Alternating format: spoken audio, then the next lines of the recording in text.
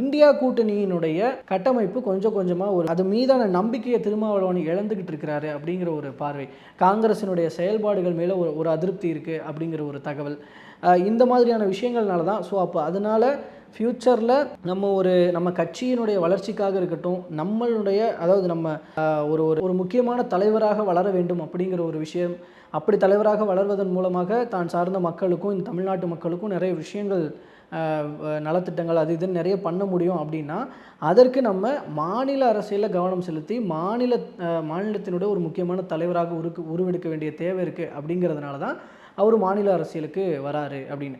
அப்போது மாநில அரசியலுக்கு வர்ற இவர் அப்போ கட்சியை அடுத்த கட்டத்துக்கு கொண்டு போகணும்னு நினச்சிருக்கிற அவர் பல வழிகளில் பல திட்டங்களை வச்சிருக்கிறாரு அப்படின்னு ஒரு தகவல் ஒன்று வருது.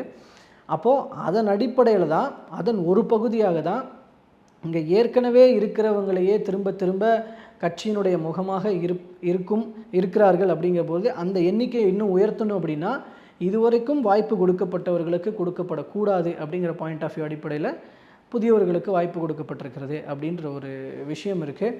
ஸோ இந்த மாதிரியான பல விஷயங்கள், பல காரணங்கள் அண்டு பல திட்டங்கள் கட்சிக்காக திருமாவளவன் அவர்கள் எடுத்திருக்கிறார் அப்படிங்கிற ஒரு விஷயம்தான் இருக்குது. இதில் நிறைய பிளான் பண்ணி வச்சுருக்கிறார் அப்படின்ற போது அதெல்லாம் என்னென்னு இப்போ அடுத்தடுத்து ஒவ்வொரு முடிவுகள் அவர் எடுக்கும்போது தான் தெரிய வரும். ஸோ அது என்னென்ன அப்படிங்கிறத நம்ம பொறுத்திருந்து பார்க்கலாம். பட் இந்த விஷயத்துக்குள்ளே இந்த முக்கியமான ஒரு ஒரு ஒரு கன்க்ளூஷனாக சொல்லணுன்னா, ஷானவாஸ் அவர்களினுடைய நடவடிக்கை அப்படிங்கிறது ஒரு திமுக ஆதரவு போக்கில் தான் இருந்திருக்கு. அப்படிங்கிறதுனால தான் அண்ட் அவர் உட்பட அந்த எம்எல்ஏக்கள் அப்படி இருந்திருக்கு. அப்படிங்கிறதுனால தான் அவங்களுக்கெல்லாம் வாய்ப்பு கொடுக்கப்படலை. அண்ட் புதியவர்களை கட்சியின் முகமாக வளர்த்தெடுக்க வேண்டும், கட்சியின் முகங்களை இன்க்ரீஸ் பண்ண வேண்டி இருக்கிறது அப்படிங்கிற காரணங்கள் ஒரு பக்கம். அண்ட் இன்னொரு பக்கம் தமிழ்நாட்டில் கட்சியை வலுப்படுத்த வேண்டி இருக்கிறது. ஏன்னா அடுத்து வர சுச்சுவேஷன்ஸ் 2026 எலெக்ஷனுக்கு அப்புறம் அரசியல் சூழல் மாற இருக்கிறது. அப்படிங்கிறதுக்குள்ளே ஒரு நிறைய விஷயங்கள் பொதிந்து கிடக்கிறது.